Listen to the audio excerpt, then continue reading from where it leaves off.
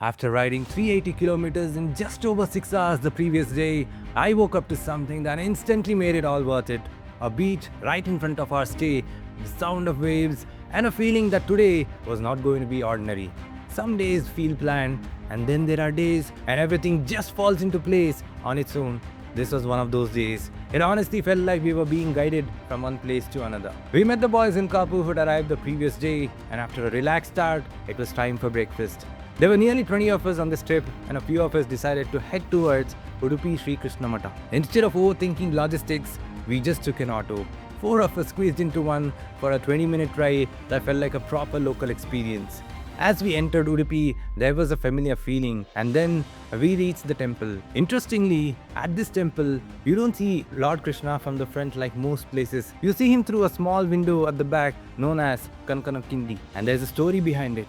It is said that a devotee named Kanakadasa was not allowed inside the temple due to social barriers. He stood outside and prayed with complete devotion. Moved by his faith, the idol of Lord Krishna is believed to have turned towards him, and a small window was created so he could have darshan. That tradition continues even today. We stood in the queue for about an hour, but once inside, everything slowed down. It was peaceful, grounding, and exactly what we need after the previous day's ride. After darshan, the plan was simple: head back and relax. But then Rishi said, "Let's go to Koragajja."